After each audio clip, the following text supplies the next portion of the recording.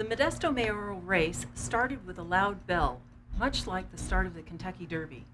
And, like those trained thoroughbreds, there are many entries, but only one will be in the winner's circle at the end of the race. In the beginning, there were 6 who started, and now, as they make their first turn round the track, there are only 4. They are, in no particular order, Bill Zalaki, Armando Ariola, Brad Hahn, and Garrad Marsh. There are 2 who are currently sitting on the Modesto City Council, and one of them is with us tonight. Like the horses who have trained from birth for greatness, these men have been planning for their future, for a bid to not only run the race, but to win that race.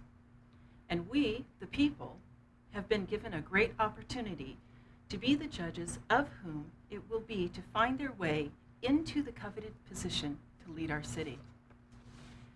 Being the mayor of Modesto is not a job to be taken lightly, as nearly 250,000 men, women, and children will be affected by the strengths or weaknesses upon whose shoulders our future rests. Garrad Marsh is a businessman. He is also a city councilman. He has served 2 terms and is ready to leave District 3 to a much anticipated race amongst many contenders for that seat, but that's for another day. Tonight we're going to ask Councilman Marsh what exactly his experiences in the business world has done for him personally and professionally to better his ability to run a city. We're also going to ask him what his greatest strengths are and how those personal strengths will make Modesto a stronger place to live. Welcome. And Welcome. thank you. Thank you very much. Thank you. And may I call you Garrad? Sure, please. Thank you. I have lots of questions for you Okay. tonight. We did a wonderful pre-interview with you a couple of weeks ago at your business, and that is located on McHenry, North McHenry, right? 3700 McHenry Avenue, And McHenry Bowl. McHenry Bowl. Yeah. How long Yeah. have you been in business there?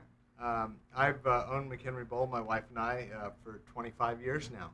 And it's been some great 25 years of running our business. Is it still going strong? We do very well. All things considered, huh? Well, even through this economy, we've been able to make the changes that are needed to make our business thrive. And we've actually grown these last 3 years. Good. That's very good.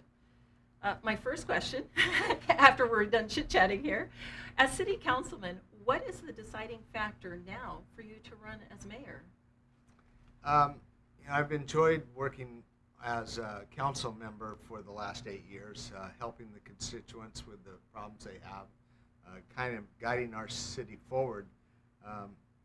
We have had a very difficult time the last 3 years with the economy of the nation, the world even, our state, and I think that I have the attributes that will really help rebuild our city as our economy starts to improve, and I want to be there when that happens.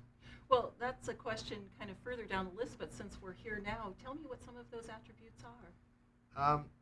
Number one, I have an MBA from the University of California at Berkeley. My kind of majored in finance and also organizational behavior, so both of those I think give me the educational background to be prepared for this. Owning a business, I believe that I'm the only really successful small businessman that's running, and that's given me the ability to understand, how to do a budget, how to make the changes you have to make to be successful, even when it's difficult times like we've had these last few years. And it's been very difficult, but our business, when I bought my business from back in 1986, the core of our business was league bowling. 80% of our business was league. By the year 2000, it was down to 40% of our business. And yet, through those difficult times of the whole idea of our business changing, I made the changes that were necessary to be successful. So every year, from the time I bought it in 1986 till today, we've improved our revenues every year. We've done it by changing the focus of our business. It used to be league bowling, and I knew that was the world was changing. People were not willing to commit as much as they were 20 years ago. So we started focusing on family and family entertainment and really expanding our reach into the community from young children to people 100 years old. And we have that whole range today. And that's made our business thrive. We do rock and roll, we do bowling events, we have bumpers for the kids, and all those changes in innovation, modernizing our business, making it new and vibrant all the time. Those are the type of things that I think the ability to make those corrections that are needed to be successful